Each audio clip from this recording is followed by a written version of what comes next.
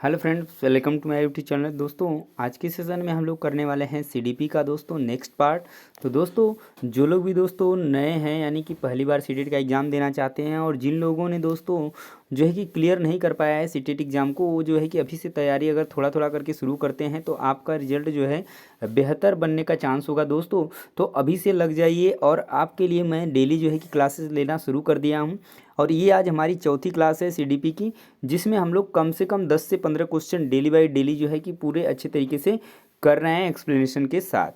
तो जिससे आपका क्या होगा कि आपका जो सीडीपी का लेवल है वो और भी बढ़ जाएगा और बाकी जो सब्जेक्ट्स हैं उनका भी बारी बारी से होता रहेगा, क्योंकि पेडागोजी मेन है। अगर पेडागोजी आपको क्लियर हो जाती है तो बहुत सारे आपको बेनिफिट्स मिलने वाले हैं। तो चलिए आज का ये सेशन शुरू करते हैं। जो लोग भी चैनल पे नए होंगे चैनल को सब्सक्राइब कर लेंगे, क्योंकि यहाँ पर आपको कंप्लीट जो है कि तैयारी सीटेट एग्ज़ाम की होने वाली है। तो चलिए आज का पहला क्वेश्चन करते हैं दोस्तों। पहला क्वेश्चन रहा आपके सामने कि निम्न में से कौन सा शैक्षणिक कारक विफलता के लिए जिम्मेदार है। ठीक है, यहाँ पर देखिए कौन सा इसमें ऐसा कारक है जो विफलता के लिए जिम्मेदार है। पहला है सहयोगात्मक अधिगम। क्या यह विफलता के लिए जिम्मेदार है? यह ऑप्शन बिल्कुल नहीं। अगर आप पढ़ेंगे तो ये चीज़ बिल्कुल पॉजिटिव होती है, यानी कि ये सहायक होती है किसके लिए? सफलता के लिए, न कि विफलता के लिए जिम्मेदार होगी। तो ये बात तो क्या हो जाएगी, ये ऑप्शन आपका सही नहीं होगा। ठीक है, क्योंकि ये बात बिल्कुल सही है। दूसरा है कि समावेशी कक्षाएं। तो समावेशी कक्षा भी क्या है, अच्छी बात है, पॉजिटिव है। ये भी आपके सफलता में सहायक होती है, न कि विफलता के लिए जिम्मेदार होती है। उसके बाद दिया है गैर प्रासंगिक पाठ्यक्रम और चौथा दिया है सार्थक अधिगम। सार्थक अधिगम जो होता है ये भी आपका सफलता के लिए सहायक होता है। ठीक है, तो यहाँ पर देखिए एक ही ऑप्शन आपके पास है, ऑप्शन नंबर 3, जो कि विफलता के लिए जिम्मेदार है। यानी कि ऑप्शन नंबर 3 क्या है, गैर प्रासंगिक पाठ्यक्रम। और यही इस क्वेश्चन का राइट आंसर भी बन जाएगा। तो आपका जो सही आंसर बनेगा वो कौन सा ऑप्शन बन जाएगा, तो वो आपका बन जाएगा ऑप्शन नंबर 3। ठीक है, गैर प्रासंगिक प्रासंगिक पाठ्यक्रम। क्लियर है। नेक्स्ट क्वेश्चन की तरफ चलते हैं। Question number second. Question number second है आपका कि शिक्षकों को चाहिए कि वे बच्चों की योग्यता को और असफलता को प्रोत्साहित करें। देखिए यहाँ पर थोड़ा सा वो हो गया है। ठीक है, दिए है यहाँ पर कि शिक्षकों को चाहिए कि बच्चे की योग्यता को क्या करें,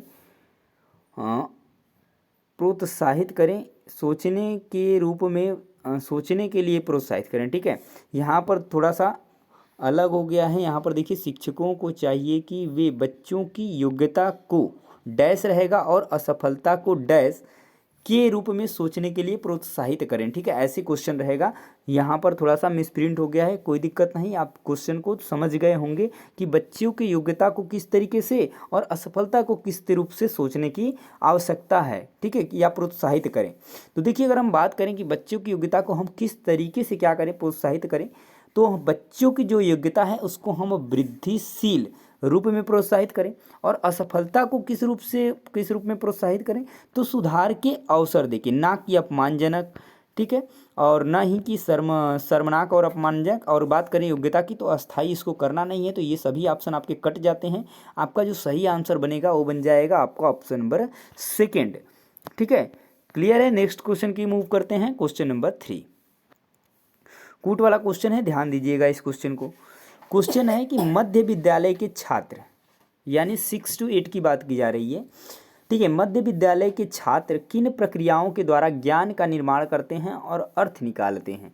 बहुत ही प्यारा क्वेश्चन है। ठीक है, क्वेश्चन का आंसर दीजिए। पहला ऑप्शन है आपका सक्रिय अन्वेषण। बिल्कुल बात सही है, सक्रिय अन्वेषण द्वारा बच्चे जो है ज्ञान का निर्माण करते हैं। अमूर्त समस्याओं का पर काम करना, ये पॉइंट भी बिल्कुल सही है। पूछताछ और प्रयोग, ये पॉइंट भी बिल्कुल सही है। और शिक्षकों और साथियों के साथ बातचीत, तो ये पॉइंट भी बिल्कुल सही है। यानी चारों के चारों ऑप्शंस बिल्कुल सही जाते हैं कि जिनकी वजह से बच्चे जो है क्या करते हैं, ज्ञान का निर्माण करते हैं। तो इस क्वेश्चन का जो राइट आंसर बन जाएगा दोस्तों वो बन जाएगा आपका ऑप्शन नंबर 4, जिसमें कि चारों ऑप्शंस दिया गया है। क्लियर है दोस्तों। नेक्स्ट क्वेश्चन की तरफ चलते हैं। Question number 4। क्वेश्चन नंबर 4 है कि विद्यार्थियों में आंतरिक अभिप्रेरणा की बात की जा रही है, इंटरनल मोटिवेशन की बात की जा रही है कि कैसे बढ़ाया जा सकता है। क्या हम भौतिकवादी पुरस्कार प्रदान करके जो है कि हम आंतरिक अभिप्रेरणा को बढ़ा सकते हैं? तो बिल्कुल नहीं, इससे बाहरी अभिप्रेरणा को बढ़ाया जा सकता है। नकारात्मक सुदृढ़ीकरण द्वारा। पहले ही ऑप्शन में नकारात्मक वर्ड आ गया है तो ये तो आपका गलत ही हो गया। दंड के भय द्वारा, दंड एक निगेटिव टैग वर्ड होता है और ये गलत भी होता है, तो ऑप्शन नंबर थर्ड भी आपका कट गया।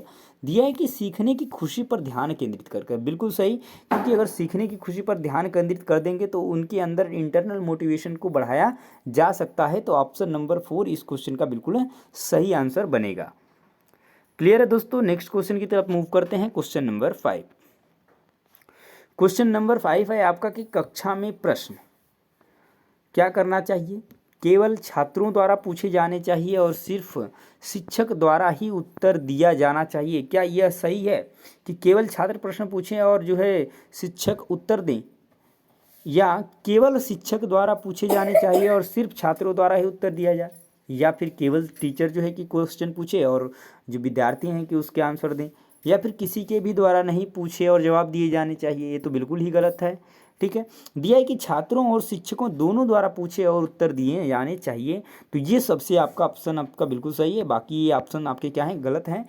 तो क्योंकि जब भी हम कक्षा में क्या करते हैं, टीचिंग करते हैं या फिर कुछ भी होना चाहिए, तो कक्षा में जो प्रश्न का लेवल है यानी प्रश्न की बात किया जाए तो वो शिक्षक और जो विद्यार्थी है दोनों के द्वारा पूछा जाना चाहिए। ठीक है, टीचर जो है विद्यार्थियों से क्वेश्चन करेंगे और क्वेश्चन विद्यार्थी जो है टीचर से क्वेश्चन करेंगे, तो इस तरीके से दोनों के द्वारा जो है प्रश्न पूछे भी जाने चाहिए और उसके उत्तर भी दिए जाने चाहिए। तो ये आपका ऑप्शन जो है बिल्कुल सही हो जाएगा क्वेश्चन नंबर 5 का। दोस्तों आपको वीडियो पसंद आ रही है तो प्लीज़ ज़्यादा से ज़्यादा लाइक शेयर करें और चैनल को भी सब्सक्राइब करके रखें और बेल आइकन को प्रेस करना नहीं भूलें, क्योंकि तभी जो है कि जैसे ही वीडियोस जो है अपलोड होगी तो आपके पास सबसे पहले नोटिफिकेशन जाएगा। ठीक है, चलिए अगला क्वेश्चन करिए, क्वेश्चन नंबर 6।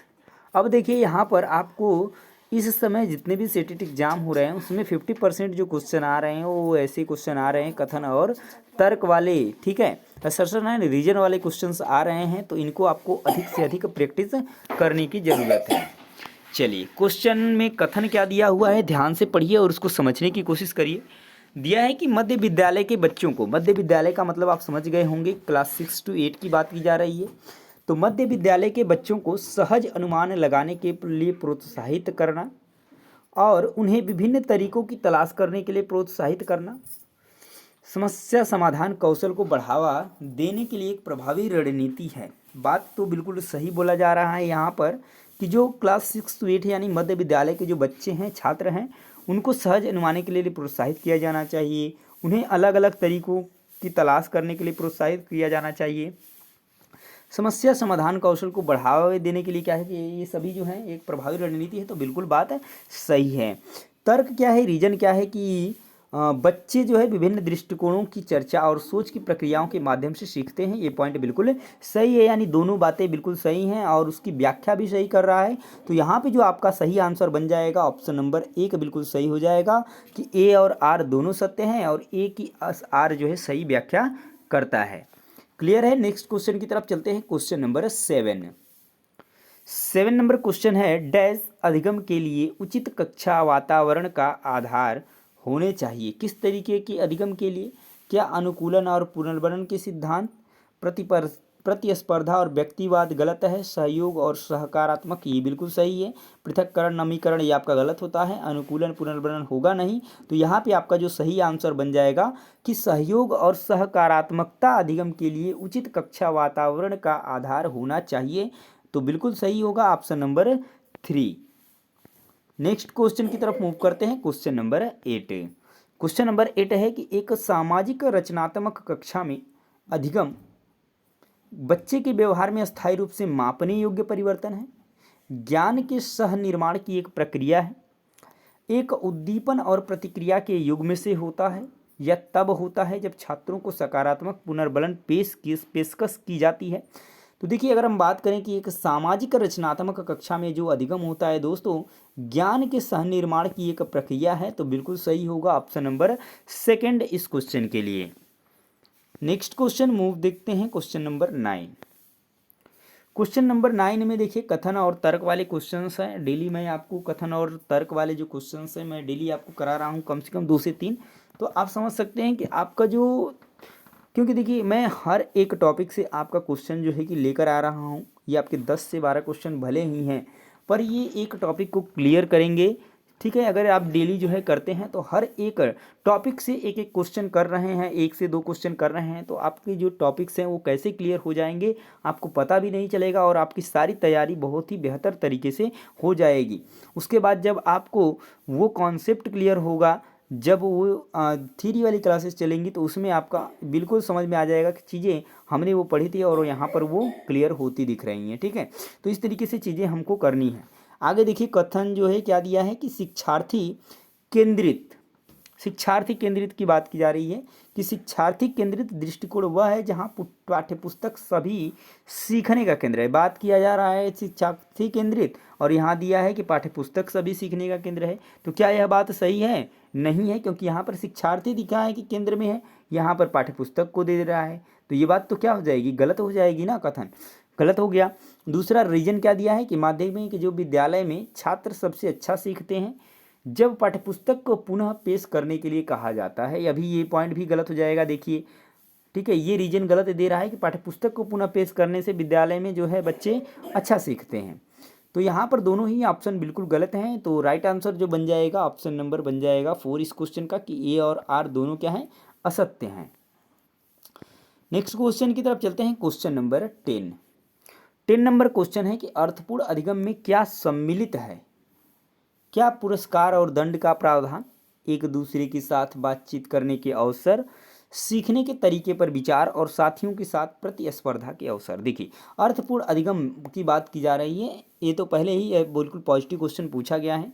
पुरस्कार और दंड का प्रावधान नहीं होता है अर्थ एवं अर्थपूर्ण अधिगम में, तो ये गलत होगा। सीखने के तरीके पर विचार करना ये भी नहीं होगा। ठीक है, और साथियों के साथ प्रतिस्पर्धा एक गलत वर्ड होता है, तो ये आपका गलत हो जाएगा। तो यहाँ पर जो आपका सही आंसर बनेगा वो बनेगा आपका ऑप्शन नंबर सेकेंड, कि एक दूसरे के साथ बातचीत करने के अवसर जो है अर्थपूर्ण अधिगम में सम्मिलित हैं। तो right answer option number second होगा। तो दोस्तों आज का सेशन यही कंप्लीट होता है, आज के 10 क्वेश्चन यहीं पूरे होते हैं। तो 10 क्वेश्चन में से आपके कितने सही हुए, आपको क्या लगा कि किस तरीके से क्वेश्चन का लेवल है? ठीक है, और भी ये अभी लेवल जो है कि समझ लीजिए इजी टू मॉडरेट, इस तरीके से जो है आपकी तैयारी होगी। तो आपको पहले इजी क्वेश्चंस, फिर मॉडरेट, और फिर उसके बाद आपको हार्ड क्वेश्चंस देखने को मिलेंगे। हालांकि इसमें सभी का मिक्सिंग है, तो आपको आपकी तैयारी जो है ना दोस्तों बहुत ही अच्छे तरीके से हो जाएगी। तो दोस्तों वीडियो कैसी लगी है कमेंट में निश्चित रूप से बताइएगा, और ऐसे और डेली वीडियोज़ देखने के लिए चैनल को सब्सक्राइब करना और बेल आइकन को प्रेस करना नहीं भूलिएगा। तो मिलेंगे दोस्तों नेक्स्ट वीडियो में, तब तक के लिए जय हिंद।